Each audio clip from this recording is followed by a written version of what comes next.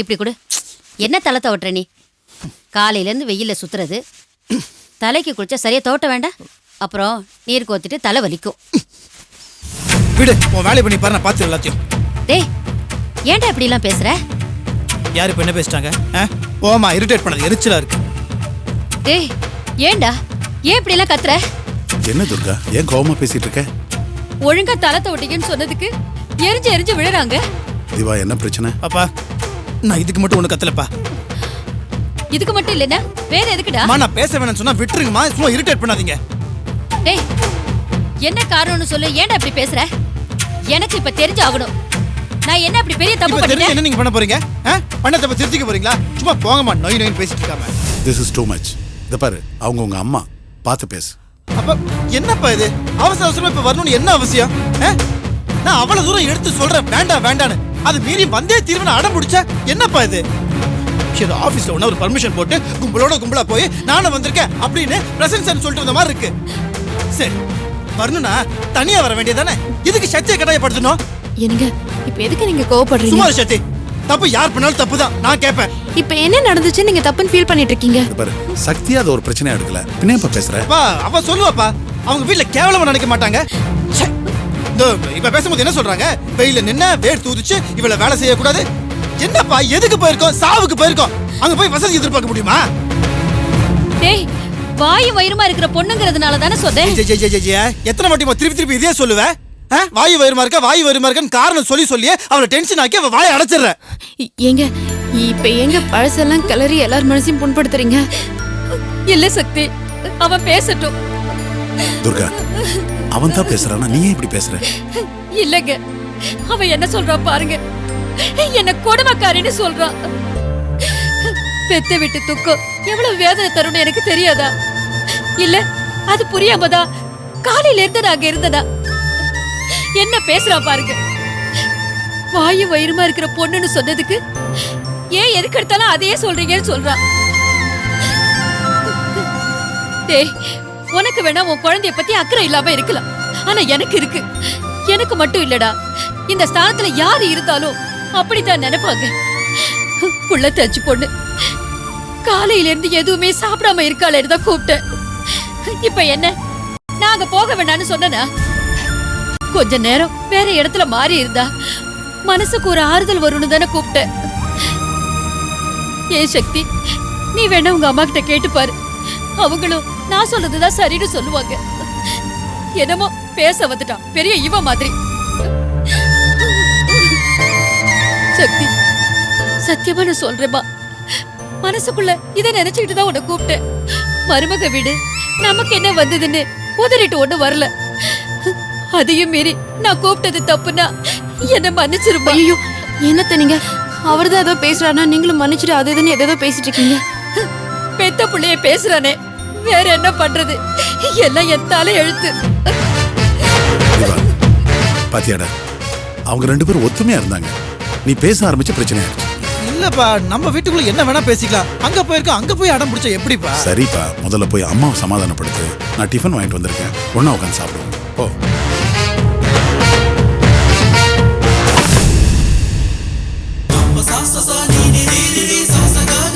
கடவுளே, என் குழந்தைக்காக என் அத்தையும் புருஷனும் இவ்வளவு சப்போர்ட் பண்ணி பேசுறாங்க.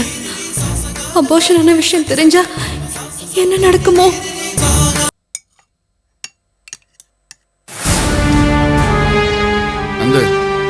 அங்க பாரு, அது பாட்டுக்கு தானா நடந்துட்டு இருக்கு. நம்மளால ஒண்ணுமே தடுக்க முடியாம போயிடுச்சே. என்ன பண்றது பேச்சு விட்டனே? நம்ம மாமா முழு கிரிமினல் புத்தியை யூஸ் பண்ணி நம்மால எதுவுமே பண்ண முடியாத அளவுக்கு பண்ணிட்டாரு.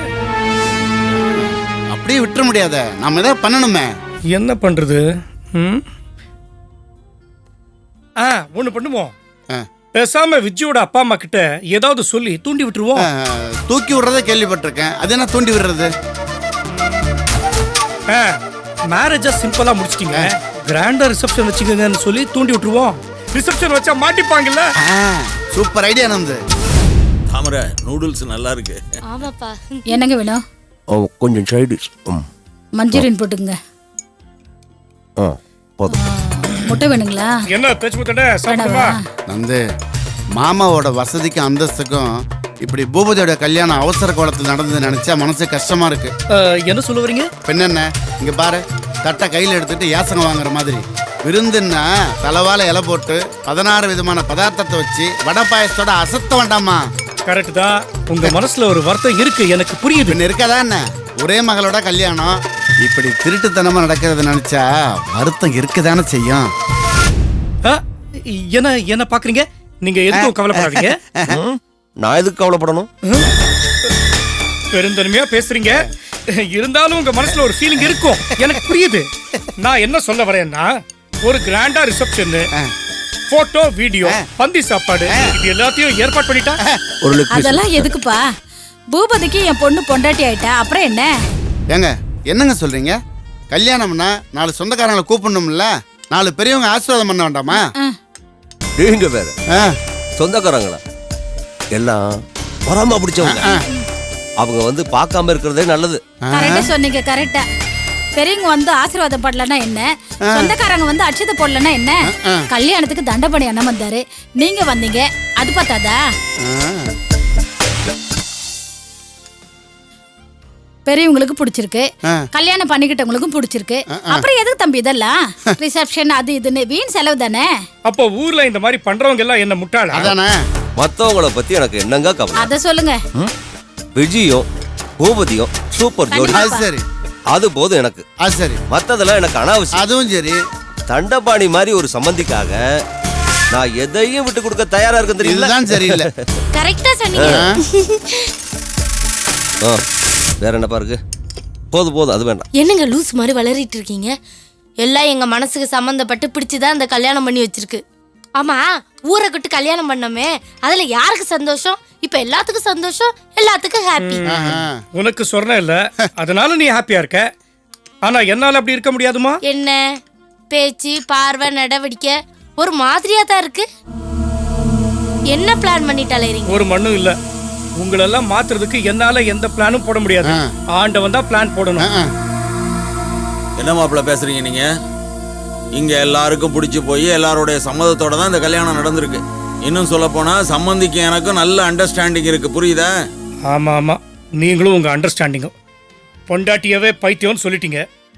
அவங்கள நீங்க முதல்ல நல்லா புரிஞ்சிருக்கணும். எங்க கூடவே இருந்துகிட்டு நீங்க இப்படி பேசுறதா எனக்கு ஆச்சரியமா இருக்கு. கூட இருந்து பார்த்ததுனாலதான் தாங்க முடியாம பேசுறேன். நான் பண்றது பிடிக்கலன்னா அவ்வளவு சங்கடத்தோட எதுக்கு இந்த கல்யாணத்துல கலந்துக்கணும்? இஷ்டம் இருந்தா இருக்கணும், இல்லைன்னா போய்கிட்டே இருக்க வேண்டியதானே. யாரும் உங்களை வற்புறுத்தி கூப்பிட்டாங்க? ரொம்ப கரெக்ட். நந்தே, பேச்சு முத்து, எங்க கிளம்பிட்ட? சமாதானம் பண்ணி கூட்டு வரமாமா. அவர்தான் நியாயத்தராசு கிளம்பிட்டாரு, நீ எதுக்கு கூட போற? பேசாம இரு. அப்படிலாம் விட முடியாது மாமா, சமாதானம் பண்ணி கூட்டு வந்துடுறேன். என்னத்த சமாதானம் பண்ணி கூட்டு வர்றது? சொல்றதை கேக்குற ஜென்மமா இருந்தா ஏதாவது சொல்லி கூப்பிடலாம், எல்லாம் விட்டு பிடிப்போம். அப்படிலாம் விட முடியாதுமா, நான் போய் கூட்டு வந்துடுறேன். அதான் சொல்றேன், நம்ம கூட்டு வரமாமா. என்ன இப்படி 2 பேரும் பண்ணிட்டு போறாங்க? அது ஒண்ணு இல்லப்பா, வெயில் ஜாஸ்தி ஆயிடுச்சு, அக்னி நட்சத்திரம் வேற ஆரம்பிச்சிருச்சுல, அது கழிஞ்சா மூளை சரியாயிரும். ஆமா, அக்கினி நட்சத்திரம் போய் அப்புறம் மழை காலம் வந்தாதான் சரியாகும். அது கிடக்கு. இந்த எப்ப ஒரே பீலிங்கா இருக்குப்பா, நிம்மதியா திங்க கூட விட மாட்டேங்கிறாங்க. சரி இந்தா மீனை சாப்பிடு, உனக்கு தான் மீன் பிடிக்குமே. நந்தே, என்ன இப்படி பொசுக்குன்னு கோச்சிட்டு வந்துட்டேன்? பின்ன என்ன பேச்சு முத்துன? என்ன பேச்சு பேசுறாங்க? நந்தே, நடந்தது கல்யாணமே இல்ல, ஒரு கேலி கூத்து. ஒத்து வராதுங்கிறேன். நீ வேணா எழுதி வச்சுக்க, இது தப்பாதான் முடிய போகுது. ஆமா பேச்சு முத்துன, இந்த சந்தானமும் பத்மாவும் சுத்த பிஸ்தாரியா இருக்காங்க. இப்படி ஒரு கேடு கெட்டு குடும்பத்தை நான் பார்த்ததே இல்ல. நந்தே, மாமா தண்டபாணிக்கு எதை சொல்லியும் புரிய வைக்க முடியாது. பட்டு தான் தெரிஞ்சுக்கணுங்கிறது அவர் தலையெழுத்து, மாற்ற முடியுமா? நீ அப்செட் ஆகாத. இந்த விஷயத்த அங்ககிட்ட போய் சொல்லிட்டு வரலாம் எனக்கு தோணுது. வாயன் போயிட்டு வரலாம். இல்ல பேச்சு முத்துன, எனக்கு மனசு சரியில்லை. நான் எங்கேயாவது வேணும்னா ரவுண்டு போயிட்டு வந்துடுறேன். சரி, ஒரு காஃபி சாப்பிட்டு வந்தா எல்லாம் சரியா போயிடும். வா, போய் சாப்பிட்டு வந்துடல. வா, அட வா. நம்மளால ஒன்றும் பண்ண முடியாது. அம்மா அழாதம்மா.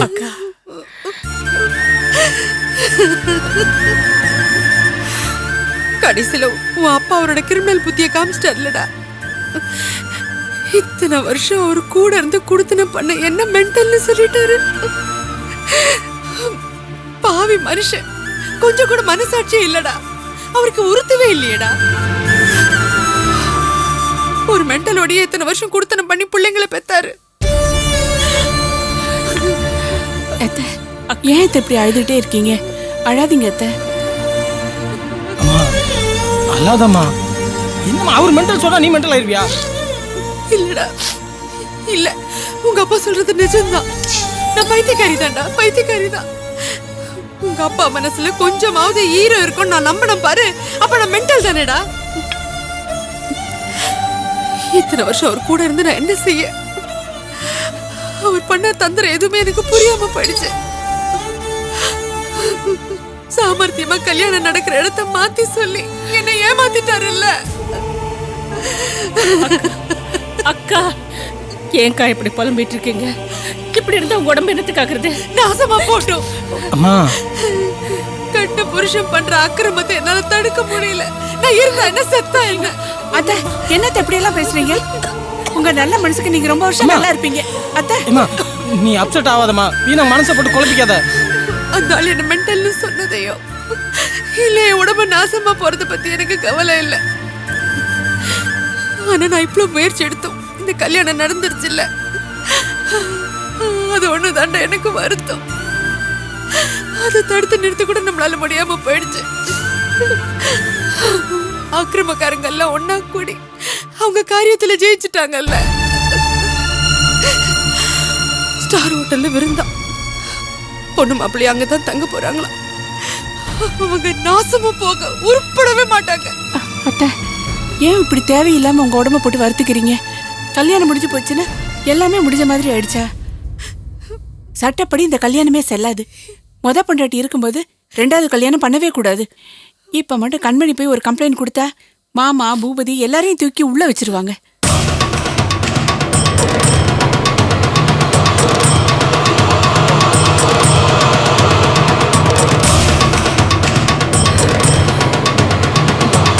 நான் என்ன செய்யறதுன்னு தவச்சிக்கிட்டு இருந்தேன்.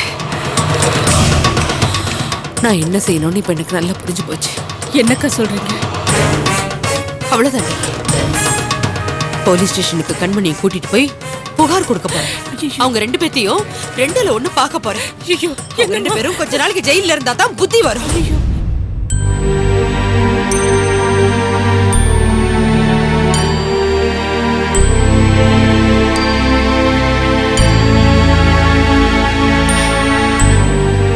பாட்டி எழுந்துருங்க, கொஞ்சம் சாப்பிடுங்க.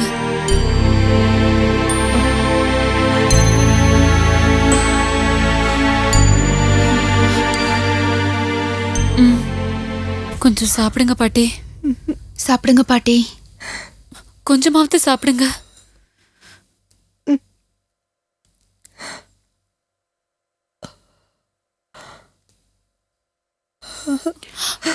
பாட்டி வேண்டாம், விடு.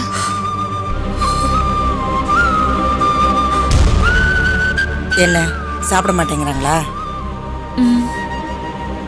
ஏங்க நீங்க எதுவும் சாப்பிட மாட்டேங்கிறீங்க? உங்க வயசுக்கு ஏதாவது ஆகாரம் உள்ள போனாதான் உசுறு தங்கும். கட்டாயப்படுத்தி கொடு ஓ. பாட்டி சாப்பிடுங்க பாட்டி, கொஞ்சமா சாப்பிடுங்க. சந்தோஷமா? மனசு குளு குளு குளுன்னு இருக்கா? இந்த வீட்டுல வந்து உக்காந்த இந்த குடும்பத்தையே நாசமாக்கிட்ட. எங்க எல்லா நிம்மதியை புரட்டி போட்டு கொடசாய வச்சுட்ட. உன்னாலதாண்டி எங்க எல்லாருக்கும் இந்த நிலைமை.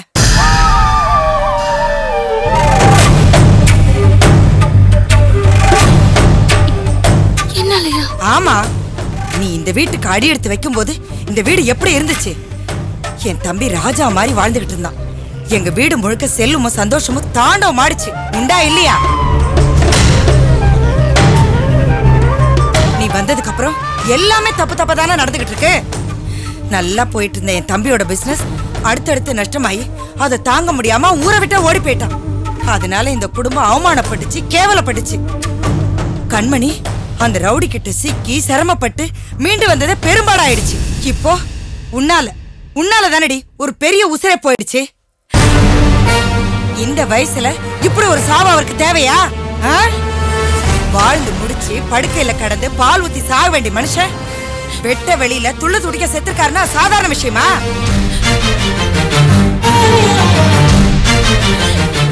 உன் ஜாதக விசேஷம் அப்படிடி. உன் ஜாதக விசேஷம். துக்கிரி நீ கால் வைக்கிற எந்த இடமும் உருப்படாதுடி. சின்ன வயசுல நீ வீட்டை விட்டு ஓடுன, இந்த குடும்பம் ஓஹோன்னு மேல வந்துச்சு. நீ மறுபடியும் மகராசி திரும்பி வந்த, இந்த குடும்பத்தை நாசமாக்கி பிளாட்ஃபாரத்தை கொண்டு வந்துட்ட. நான் உன்னை இட்டுக்கட்டி சொல்லல, நடந்ததை வச்சுதான் சொல்றேன். நீ நல்லா யோசிச்சு பார், உண்மை உனக்கே புரியும். சில பேருக்கு சில ராசி உண்டு. உன் ராசி எல்லாத்தையும் உருட்டி பெரட்டி தள்ளிடுது. ஏண்டி சின்ன வயசுல இந்த குடும்பத்தை விட்டு ஓடுனல, அப்புறம் எதுக்கடி மறுபடியும் இந்த வீட்டுக்கு திரும்பி வந்த? இது ஏன் குடும்பம்டி, நீ மட்டும் இல்ல. இந்த குடும்பத்தை எப்படியாவது வழி நடத்தி நல்ல நிலைமைக்கு கொண்டு வந்துருவேன். துக்கிரி பிடிச்சவ. நீ இந்த வீட்டை விட்டு போல, இன்னும் இந்த குடும்பம் எந்த மோசமான நிலைமைக்கு போகுமோ தெரியாது. எந்திரி வீட்டை விட்டு போ.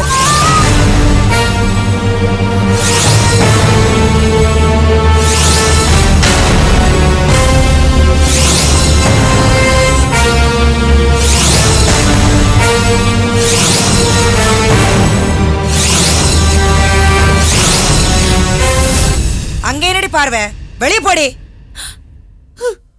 போடி வெளிய. மேகலா, உங்க அத்தை சொல்றதுல உண்மை இருக்கு.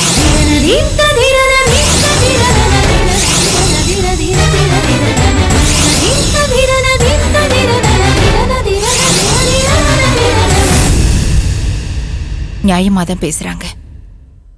நீ இந்த வீட்டை விட்டு கிளம்பு.